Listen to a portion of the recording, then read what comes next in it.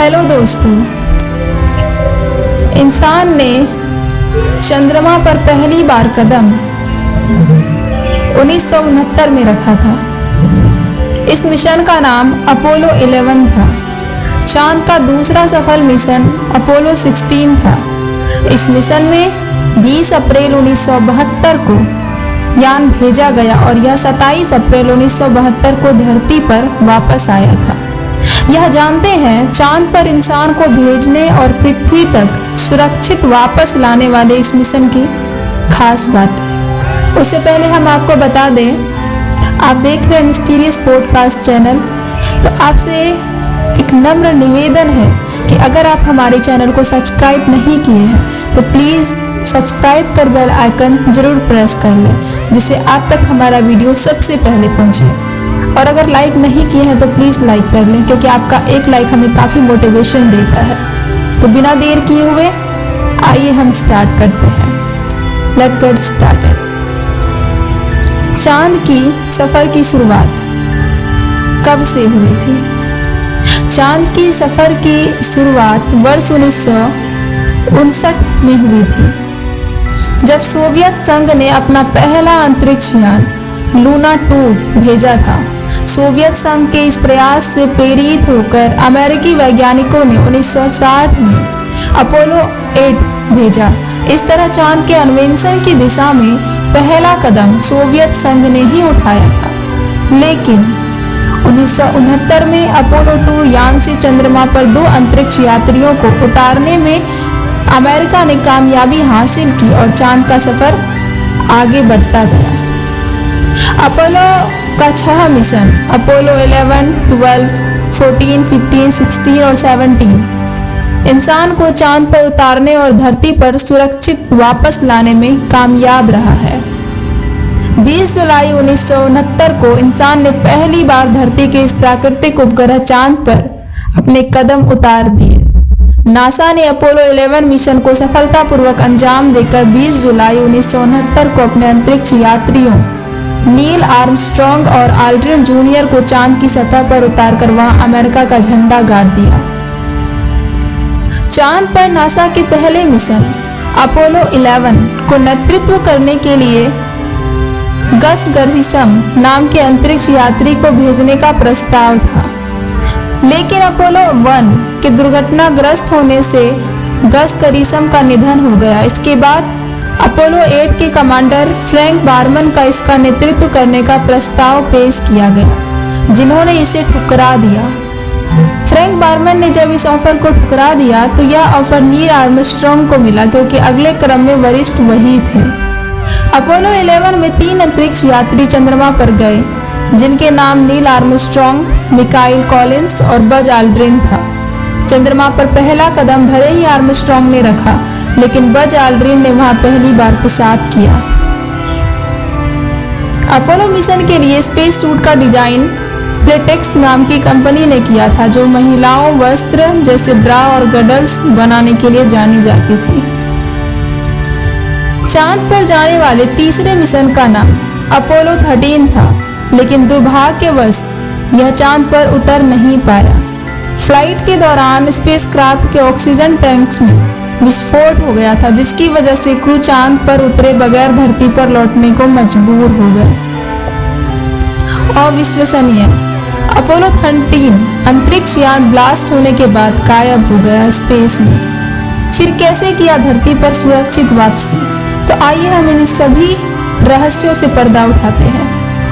तो अगर आप लाइक नहीं किए हैं तो लाइक कर दीजिए। तो आइए हम स्टार्ट करते हैं। क्या हुआ था अपोलो 13 के लॉन्च के पहले? तो आइए जानते हैं। नासा ने चांद पर मनुष्यों को भेजने के लिए अपोलो मिशन की शुरुआत की। नासा हमेशा से ही अपने स्पेस मिशन पर लगातार फोकस करती है, जिसके लिए वह हर साल कई अरबों डॉलर खर्च करके अंतरिक्ष यात्रियों को चांद तक भेजती है, ताकि हम पृथ्वी के बाहर भी चीज़ों को समझ सके और उन पर और अध्ययन कर सके। आने वाले समय में अगर कोई आपदा पृथ्वी पर आती है तो उसे किस तरह से संभालना है और किस तरह से हमें स्पेस का इस्तेमाल करके हमें उससे अपनी धरती को बचाना है।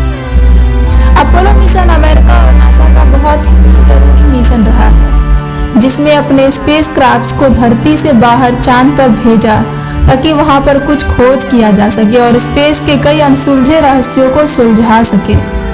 इस क्रम में नासा ने अपने अपोलो 11 और 12 को तो सही सलामत तरीके से स्पेस में पहुंचाकर उतारा, लेकिन अपोलो 13 के दौर कुछ गलतियों की वजह से उसमें विस्फोट हो गया और 3 अंतरिक्ष यात्रियों की जान पर भी सवाल उठे।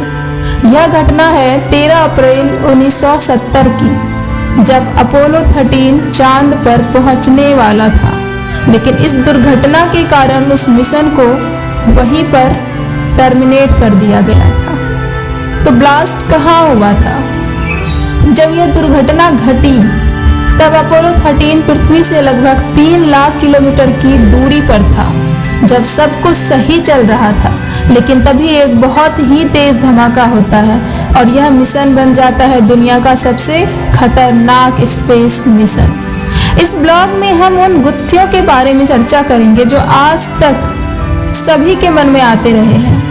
अपोलो 13 से जुड़े इस मिशन के बारे में कि कैसे विश्व के सबसे अच्छे ऑर्गेनाइजेशन से इतनी छोटी चूक हुई कि अपोलो 13 में आग लग गई, और आखिर कैसे उन 3 अंतरिक्ष यात्रियों को वहां से सही सलामत वापस निकाला गया था। इस घटना के दौरान उन 3 अंतरिक्ष यात्रियों को किस तरह से दिक्कतों का सामना करते हुए वापस पृथ्वी पर आना पड़ा था, और कैसे काफी कम समय में अपनी सूझबूझ के साथ उस स्पेसक्राफ्ट को कम एनर्जी में वापस धरती की तरफ मोड़ना पड़ा था। क्या है अपोलो मिशन? क्या आपको पता है अपोलो मिशन के बारे में? कमेंट में जरूर बताएं। अपोलो 11 के लॉन्च के दौरान अमेरिका में अपोलो मिशन का बहुत ही ज्यादा चर्चा था, जिसमें नील आर्मस्ट्रांग और उनके साथी पहली बार चांद पर जाकर सुरक्षित वापस आए थे। 2 सफल परीक्षण के बाद अमेरिका में लोग सवाल उठाने लगे, क्योंकि इन मिशंस के बाद लोगों के लिए मून लैंडिंग बहुत ही आम बात होने लगी, और इन मिशंस पर होने वाले खर्चे को लेकर लोगों को लगने लगा था कि इन मिशंस के लिए सरकार इतना पैसा आखिर खर्च क्यों कर रही है। लेकिन इस अपोलो 13 मिशन के दौरान भी 3 एस्ट्रोनॉट्स को ट्रेनिंग दिया गया था, जिसमें कमांडर थे जिम लोवेल, और वे बहुत ही ज्यादा अनुभवी नासा के साइंटिस्ट थे। उनके साथ 2 और साइंटिस्ट फ्रेड हेसे और केन मतिंगली भी थे। लेकिन स्पेस मिशन के कुछ दिन पहले ही केन मतिंगली जर्मन मेसेल्स नाम के एक वायरल बीमारी के शिकार हो गए, जिसके बाद जैक स्वेगर नाम के एक साइंटिस्ट को उनकी जगह पर भेजा गया था। खैर, इन सब बातों के बावजूद 11 अप्रैल 1970 को अपोलो 13 का स्पेस के लिए लॉन्च किया गया। पृथ्वी से चांद तक जाने के लिए इन अपोलो स्पेसक्राफ्ट की मदद से लगभग 4 से 5 दिन लगता है, लेकिन लॉन्च के करीब 55 घंटे बाद ही अपोलो 13 अपना आधा रास्ता कवर कर चुका था, जिसके बाद इन्होंने पृथ्वी पर भेजने के लिए 55 मिनट का एक ब्रॉडकास्ट शूट किया ताकि वे इस पृथ्वी पर भेज सके। लेकिन उसके तुरंत बाद ही उस एयरक्राफ्ट में एक बड़ा धमाका हुआ। इस धमाके को समझने के लिए हमें इसके स्पेसक्राफ्ट के बनावट को समझना होगा। आखिर स्पेसक्राफ्ट की बनावट कैसी थी? किसी भी स्पेसक्राफ्ट के 3 हिस्से होते हैं, जो लूनर मॉड्यूल, कमांड मॉड्यूल और सर्विस मॉड्यूल के नाम से जाना जाता है, और इन तीनों हिस्सों के मिलने से बनती है स्पेसक्राफ्ट। लूनर मॉड्यूल मकड़ी की तरह दिखने वाला नीचे का हिस्सा होता है, जो स्पेसक्राफ्ट को चांद पर लैंड करवाने और वापस क्राफ्ट को चांद के ऑर्बिट से धरती के ऑर्बिट में भेजने का काम करता है, और उसको लैंड होने के बाद वहीं चांद पर छोड़ दिया जाता है। कमांड मॉड्यूल स्पेसक्राफ्ट का वो हिस्सा होता है जिसमें अंतरिक्ष यात्री अपने यात्रा का सबसे अधिक समय बिताते हैं, क्योंकि यही वो हिस्सा होता है जिसमें बैठकर यात्री अपना सारा काम करते हैं, और वापस धरती पर आते समय भी केवल यही हिस्सा धरती पर नीचे आता है, जिसको समुद्र में गिराकर अंतरिक्ष यात्रियों को रेस्क्यू किया जाता है।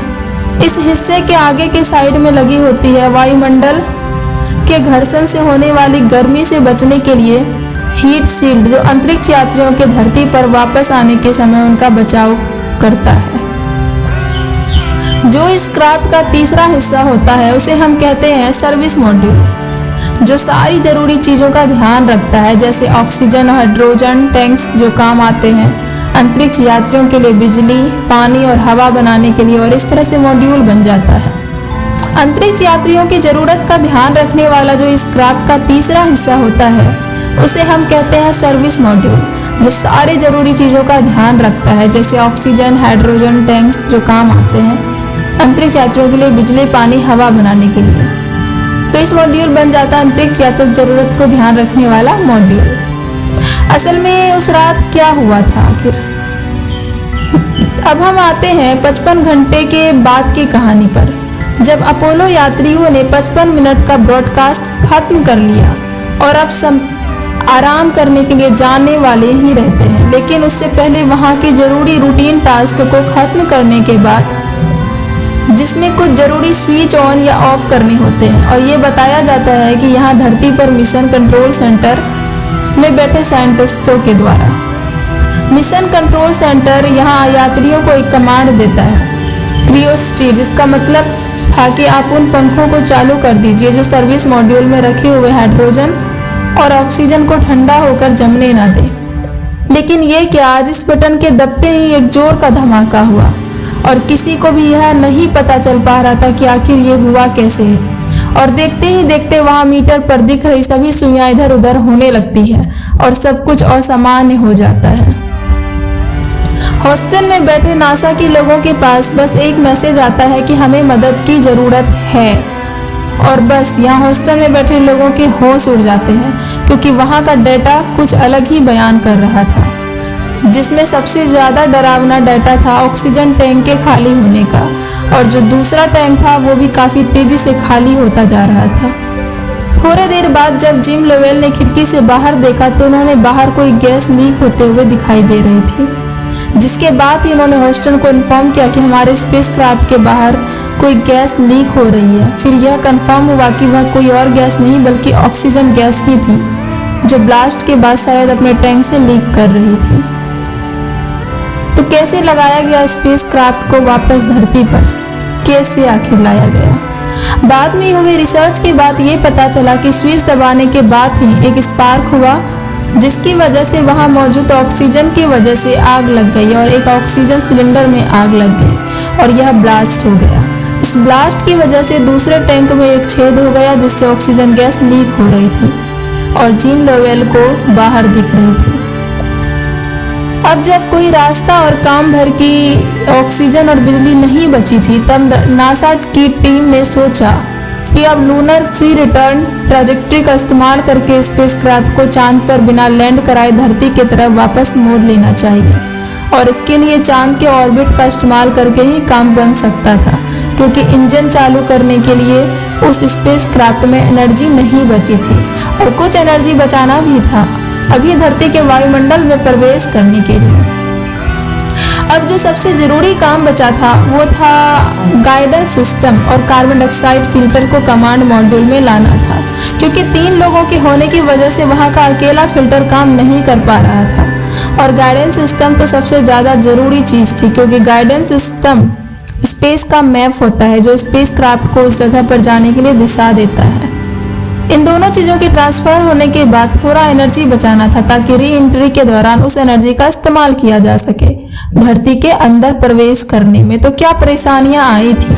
अब सबसे बड़ी परेशानी थी कि बिना सर्विस मॉड्यूल के धरती के अंदर प्रवेश करना, क्योंकि धरती के वायुमंडल में प्रवेश करते समय स्पेसक्राफ्ट के कमांड मॉड्यूल को एक खास तरह के एंगल पर रखना होता है, नहीं तो अपोलो स्पेसक्राफ्ट ब्लास्ट भी हो सकता है या फिर बाउंस बैक भी कर सकता है।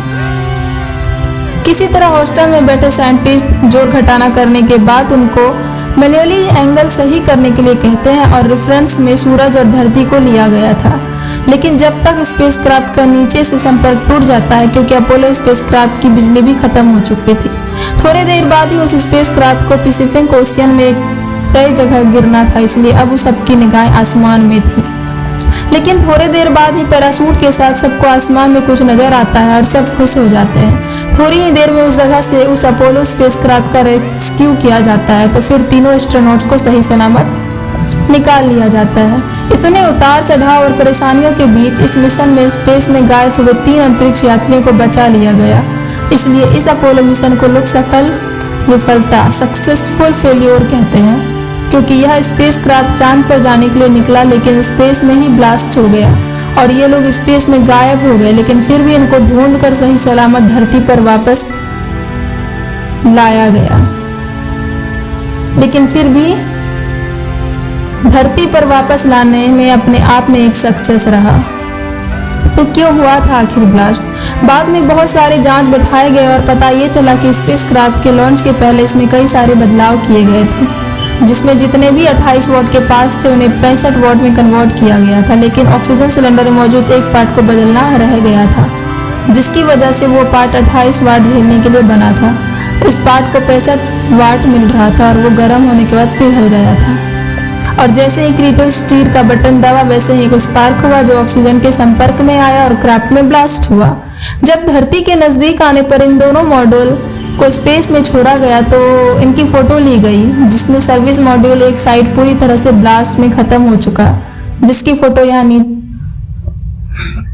ली गई थी। इस तरह के मिशन में वो स्पेस में ही अगर स्पेसक्राफ्ट में ब्लास्ट हो जाता तो लोग उसका बचना लगभग असंभव समझते हैं, वो भी तब जब आप धरती से 3,20,000 किलोमीटर दूर जा चुके हैं। इस मिशन के शुरू होने के पहले ही इसमें कुछ गलतियां हुई थी, जिनकी वजह से यह हादसा हुआ था। लेकिन अब नासा अपने इस्तेमाल की जाने वाली सभी स्पेसक्राफ्ट्स का सही तरीका से जांच करती है और स्पेस में भेजने से पहले कई तरह की टेस्टिंग करती है।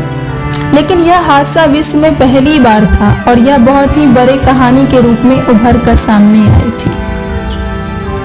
तो दर्शकों, आज का हमारा अपोलो 13 के बारे में डिटेल से मैंने आपको विवरण दिया।